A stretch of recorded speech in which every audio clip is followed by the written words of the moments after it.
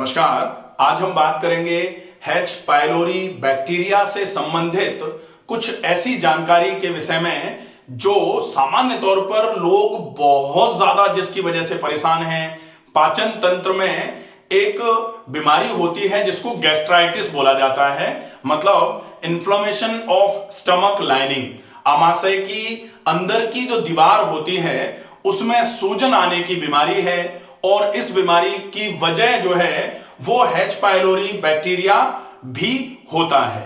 लेकिन क्या ये अकेला एच पाइलोरी गैस्ट्राइटिस करा रहा है या फिर और भी कई वजहें हैं गैस्ट्राइटिस कराने की।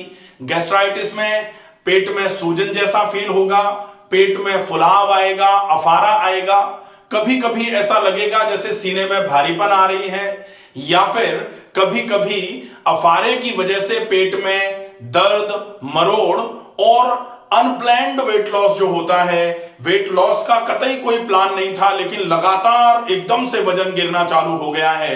ये जो बीमारियां हैं इनको गैस्ट्राइटिस के नाम से, स्टमक के इन्फ्लेमेशन के नाम से इस डाइजेस्टिव डिसऑर्डर को जाना जाता है। इस डाइजेस्टिव डिसऑर्डर में एच पाइलोरी कितना पार्टिसिपेट करता है, इस पूरी जानकारी को आज हम इस वीडियो में समझेंगे। वीडियो में अंत तक बने रहें ताकि एच पाइलोरी से रिलेटेड जो भी जानकारी है सारी आपको अच्छे तरीके से समझ में आ जाए। अगर आप चैनल पर नए हैं तो प्लीज इस चैनल को सब्सक्राइब जरूर कर लीजिए। एच पाइलोरी का मतलब होता है Helicobacter pylori bacteria. Helicobacter pylori. Initially इसका जो नाम था वो कैंपाइलोबैक्टर बैक्टीरिया के नाम से जाना जाता था। कैंपाइलोबैक्टर बैक्टीरिया, तो कैंपाइलोबैक्टर पाइलोरी के नाम से इसको जानते थे, लेकिन इसके हेलिकल शेप की वजह से बाद में चल के इसको हेलिकोबैक्टर पाइलोरी या फिर शॉर्ट फॉर्म में एच पाइलोरी के नाम से कहा जाने लग गया। अब हम ये देखें कि ये एच पाइलोरी बैक्टीरिया क्या करवाता है। वैसे तो ऐसा माना जाता है कि मोर than 50% of global population, total world की पॉपुलेशन का 50% से अधिक हिस्सा इस एच पाइलोरी बैक्टीरिया से इंफेक्टेड होता है, या फिर यूं कहें कि 50% से ज्यादा पॉपुलेशन में यह एच पाइलोरी बैक्टीरिया पाया जाता है डाइजेस्टिव ट्रैक्ट में। लेकिन जिनमें पाया जाता है उनमें से केवल 20% लोगों में ये सिम्टोमेटिक होता है। बाकी पूरा का पूरा जो केस है वो बिल्कुल एसिम्प्टोमेटिक होते हैं। किसी भी प्रकार का कोई सिम्टम ये बैक्टीरिया का प्रेजेंस इंड्यूस नहीं करता है, लेकिन 20% केसेस में ये बैक्टीरिया कुछ सिम्टोमेटोलॉजी पैदा करना चालू कर देता है।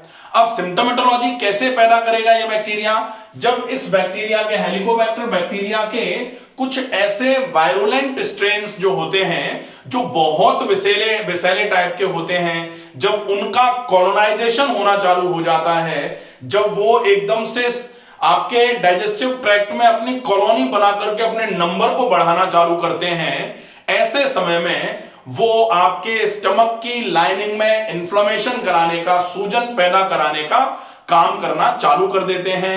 तब इसको बोला जाता है गैस्ट्राइटिस। तब इसको गैस्ट्राइटिस बोला जाएगा। अब ये गैस्ट्राइटिस जो है अगर इसको लंबे समय तक अनट्रीटेड छोड़ा जाएगा तब फिर ये गैस्ट्राइटिस जो है ये क्रोनिक गैस्ट्राइटिस में बदल जाती है। क्रोनिक गैस्ट्राइटिस का मतलब है कि अब ये गैस्ट्राइटिस जो है ये आपके आमाशय में सूजन की वजह से आपको तकलीफ देना चालू कर देगी। अगर ये गैस्ट्राइटिस थी कि हेलिकोबैक्टर बैक्टीरिया के वायरुलेंट स्ट्रेन्स की वजह से, ज्यादा कॉलोनाइजेशन की वजह से आपके आमाशय में सूजन आई, अगर वो समय रहते ठीक कर ली आपने, तो वो एक्यूट गैस्ट्राइटिस के फेजेस जो होते हैं, जैसे कई लोगों को ये समस्या होती है लेकिन 7 से 8 दिन, मैक्सिमम 14 से 21 दिन में ये समस्या खत्म हो जाती है। लेकिन अब बात आती है उस लेवल की जहां लोग कहते हैं कि गैस्ट्राइटिस का ट्रीटमेंट ही नहीं हो सकता। तो गैस्ट्राइटिस के और भी वैसे तो बहुत सारे वजह कारण होते हैं, लेकिन आज हम गैस्ट्राइटिस का जो एक कारण जिसमें सामान्य तौर पर H पाइलोरी बैक्टीरिया को माना जाता है, जो एंडोस्कोपी कराते हैं कि गैस्ट्राइटिस आई है और H पाइलोरी पॉजिटिव आया है कि नेगेटिव आया है। तो अगर H पाइलोरी पॉजिटिव आया है, उस पॉजिटिव के केस में अगर ये गैस्ट्राइटिस थी, अगर इसको सही तरीके से समय पर ठीक कर लिया जाए तो ये जल्दी से ठीक हो जाती है। अगर ये समय से ठीक नहीं करी जाए तब फिर ये क्रॉनिक गैस्ट्राइटिस में बदल जाती है, और अगर ये क्रॉनिक गैस्ट्राइटिस में बदल गई तो डेफिनेटली इसको फिर ट्रीट करना थोड़ा सा मुश्किल होना चालू हो जाता है।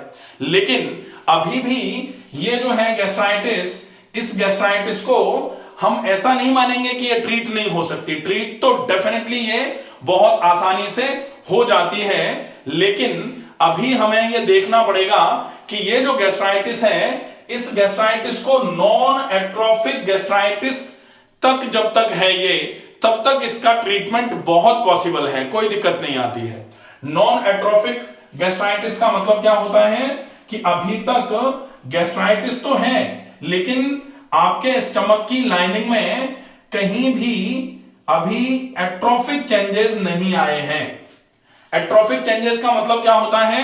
एट्रोफी का मतलब होता है जहां आपकी सेल्स जो है, कोशिकाएं जो है वो सिकुड़ना या फिर कोशिकाएं खराब होना चालू हो जाए।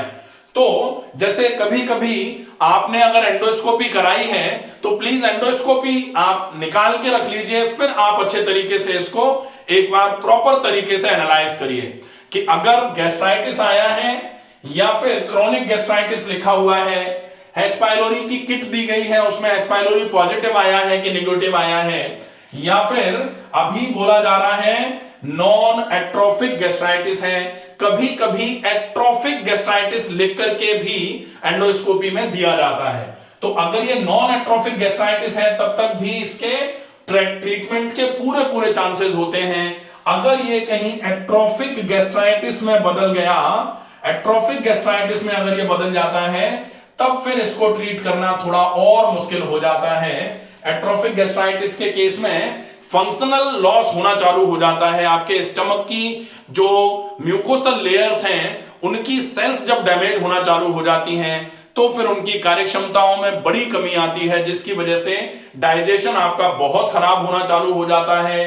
पेट हमेशा फूला हुआ रहेगा, पेट में ऐसा लगेगा जैसे कुछ अफारा भरा हुआ है, कुछ भरा हुआ है, और यहां आपका वजन लगातार कम होने के साथ साथ आपके ब्रेन पर एकदम से ऐसा चिड़चिड़ापन सा चढ़ना चालू हो जाएगा। ये अगर होता है तो ये एट्रोफिक गैस्ट्राइटिस के केसेस हो सकते हैं।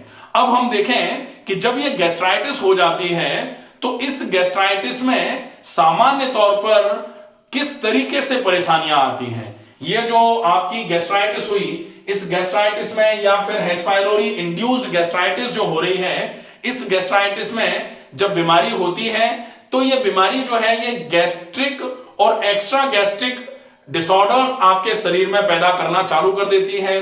अगर गैस्ट्रिक डिसऑर्डर्स आ रहे हैं तो गैस्ट्रिक डिसऑर्डर्स में बेसिकली ये डिसऑर्डर्स ही आएंगे। गैस्ट्राइटिस हो गया, क्रॉनिक गैस्ट्राइटिस हो गया, नॉन एट्रोफिक गैस्ट्राइटिस हो गया या फिर एट्रोफिक गैस्ट्राइटिस हो गया। अगर ये एक्स्ट्रा गैस्ट्रिक बीमारियों के बारे में जब बात करी जाए, एक्स्ट्रा गैस्ट्रिक का मतलब है आमाशय और डियोडिनम के अलावा ये कौन सी बीमारियां आपके शरीर में सिम्टोमेटिकली पैदा करता है, तो आमाशय और डियोडिनम जो छोटी आंत का पहला वाला हिस्सा है, उसके अलावा अगर ये कोई बीमारी पैदा कर रहा है तो पहली बीमारी तो होती है अनीमिया। अनीमिया मतलब अगर गैस्ट्राइटिस आपको होती है तो कुछ समय के बाद आपको समझ में आता है कि आपका खून जो है, हीमोग्लोबिन लगातार घटता चला जा रहा है, आरबीसी लगातार घटते चले जा रहे हैं, क्योंकि कहीं ना कहीं ये जो गैस्ट्राइटिस है ये आपके माल एब्जॉर्प्शन का कारण बनती है। माल एब्जॉर्प्शन अगर होगा तो आयरन डेफिशिएंसी एनीमिया हो सकता है या B12 डेफिशिएंसी से रिलेटेड एनीमिया हो सकता है। तो यहां आयरन और B12 की डेफिशिएंसी होने में माल एब्जॉर्प्शन जो है वो सबसे ज्यादा सहायक सिद्ध होता है। दूसरे नंबर पर GERD नामक बीमारी एक होती है, तो GERD भी हो सकती है। इसमें क्या होगा, ये एक्स्ट्रा गैस्ट्रिक है, आमाशय में नहीं है। इसके इफेक्ट जो है, GERD मतलब गैस्ट्रो एसोफेजियल रिफ्लक्स आ रहा है, ऊपर की तरफ आहार नाल की तरफ आपका कंटेंट निकल के आ रहा है, इसको बोला जाता है GERD। इसके अलावा ये समस्याएं जो हैं, जब ये एक्स्ट्रा गैस्ट्रिक होती है तो कार्डियोवैस्कुलर डिसऑर्डर्स करा सकती है, कुछ न्यूरोलॉजिकल डिसऑर्डर्स भी करा सकती है, या फिर जब ये समस्या लगातार लंबे समय तक बनी रहती है तो लिवर से रिलेटेड कई प्रकार की बीमारियां आना चालू हो जाती हैं। ये तो है कि कौन सी बीमारियां इसमें हो जाएंगी। अब आप देखते हैं कि क्या एच पाइलोरी बैक्टीरिया जो है ये एक दूसरे से फैलता है, तो डेफिनेटली ये एक दूसरे से फैलता है। इसमें आपको हाइजीन का विशेष ध्यान रखना पड़ेगा। आपका पानी बिल्कुल कंटामिनेटेड नहीं होना चाहिए, हाइजीनिक वाटर हो। आपका फूड हाइजीन का भी आपको ध्यान रखना पड़ेगा। जो चीजें आप उपयोग में ले रहे हैं, जैसे रुमाल है या फिर टॉवल्स हैं या ग्लास या चाय के कप्स, कॉफी के मग्स जो हैं, इनका भी बहुत ध्यान रखना पड़ेगा हाइजीन का। अगर मान लो एक एच पाइलोरी इन्फेक्टेड कोई पर्सन है, अगर उसके जूठे बर्तन में अगर कोई खाना खाएगा तो डेफिनेटली उसको एच पाइलोरी होने के चांसेस हो जाते हैं। लेकिन सामान्य तौर पर ऐसा माना जाता है कि एच पाइलोरी का होना शरीर में ये डिसाइड नहीं करता है कि ये सिम्टोमेटिक बीमारी पैदा करेगा। अगर ये बीमारी पैदा नहीं कर रहा है, ऐसे केस में देखा ही जा रहा है कि total 50% of total global population में, more than 50% of total global population में एच पाइलोरी पाया जा रहा है, लेकिन ये उनमें से केवल 20% केसेस में सिम्टोमेटिक हैं, बाकी पूरे के पूरे केसेस में असिम्टोमेटिक एच पाइलोरी पॉजिटिव पाया जाता है। असिम्टोमेटिक एच पाइलोरी पॉजिटिव का मतलब है कि एच पाइलोरी तो है बॉडी में, लेकिन वो कोई सिम्टम नहीं दे रहा है, क्योंकि एच पाइलोरी तब सिम्टम्स देना चालू करता है जब उसका कॉलोनाइजेशन बढ़ता है ज्यादा, या फिर जब उसके कोई वायरुलेंट स्ट्रेन्स जो हैं, जो बहुत विषैले जो उसके जो प्रकार हैं, वो जब आपके शरीर में होते हैं, तब वो फिर आपके शरीर में सिम्टोमेटोलॉजी पैदा करना चालू करता है। ऐसे केस में अगर ट्रीटमेंट की बात करी जाती है तो एच पाइलोरी का ट्रीटमेंट सामान्य तौर पर कैसे किया जाएगा? एच पाइलोरी का ट्रीटमेंट करने के लिए एक एच पाइलोरी किट के नाम से पूरी किट आती है, जिसमें 2 एंटीबायोटिक्स होते हैं और एक पीपीआई प्रोटॉन पंप इनहिबिटर खाली पेट खाने की गोली होती है। इससे लगभग 14 दिन में एच पाइलोरी बैक्टीरिया तो खत्म हो जाता है। लेकिन जो सामान्य तौर पर बात आ रही है कि हमने दवाई खाई थी, उसके बाद भी सिम्टम्स वैसे ही हैं, तो सिम्टम्स जो हैं वो गैस्ट्राइटिस के हैं, मतलब इन्फ्लेमेशन ऑफ स्टमक लेयर के हैं। आप एच पाइलोरी की मेडिसिन जो आपने खाई थी, उससे जो बैक्टीरिया था वो तो खत्म हो गया, लेकिन बैक्टीरिया ने जो वहां इरोजन्स क्रिएट करे थे, जो इन्फ्लेमेशन क्रिएट किया था, जो गैस्ट्रिक म्यूकोसल लाइनिंग को डैमेज किया था, वो डैमेज अभी ठीक नहीं हो पाया है, और वो डैमेज दवाइयों से ठीक सामान्य तौर पर होता भी नहीं है। सिर्फ एक ही दवाई जो सामान्य तौर पर इसमें दी जाती है वो लंबे समय तक कंटिन्यू करनी पड़ती है, और वो है पीपीआई, मतलब प्रोटॉन पंप इनहिबिटर, जो दवाई आपके एसिड सीक्रेशन को रोकने का काम करेगी। और अगर एसिड सीक्रेशन रुकता रहेगा तो फर्दर जो इरोजन्स हैं, फर्दर इन्फ्लेमेटरी जो चेंजेस हैं, वो आपके स्टमक लाइनिंग पर नहीं आते हैं। किस तरीके से ये एच पाइलोरी बैक्टीरिया जो है वो आपके एसिड के होने के बावजूद बच जाता है? क्योंकि हमने सबने ये सुना है कि HCl जो हाइड्रोक्लोरिक एसिड है वो तो बहुत स्ट्रॉन्ग एसिड होता है। उस स्ट्रॉन्ग एसिड के प्रेजेंस में भी एच पाइलोरी बच जा रहा है। कैसे बच जा रहा है? क्योंकि एच पाइलोरी एक एंजाइम सीक्रेट करता है, यूरिएज, और वो यूरिएज एंजाइम जो क्या करेगा, वो यूरिया को अमोनिया में कन्वर्ट करता है। और ये अमोनिया जो है ये एक तरफ से तो बहुत नुकसानदायक है, लेकिन इस बैक्टीरिया के लिए फायदे का काम करती है।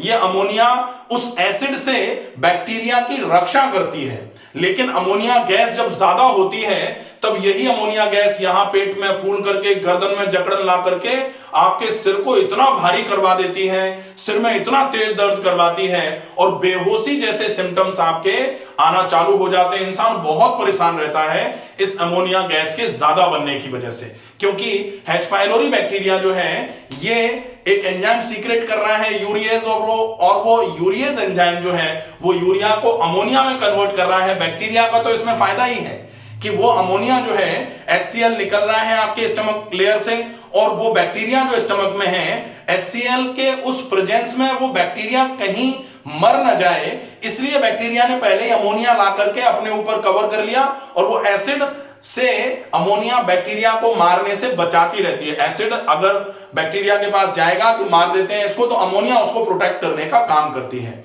ये आपके लिए बहुत ज्यादा नुकसानदायक होता है कि अगर आप कुछ भी ऐसा खा रहे हैं या फिर कुछ भी ऐसा कर रहे हैं जिसमें आपका एसिड सीक्रेशन ज्यादा होगा, क्योंकि एसिड सीक्रेशन ज्यादा होगा, वो ज्यादा एसिड का सीक्रेशन जो स्टमक में इरोजन आए हुए हैं या स्टमक में जो सूजन आई हुई है उस पर तो वो नुकसान कर रहा है, लेकिन वो एसिड जो है वो बैक्टीरिया को मार नहीं पा रहा है। तो बैक्टीरिया जिंदा भी रहेगा, लेकिन वहां बाकी पूरे के पूरे स्टमक की लाइनिंग जो है वो और खराब होती रहेगी।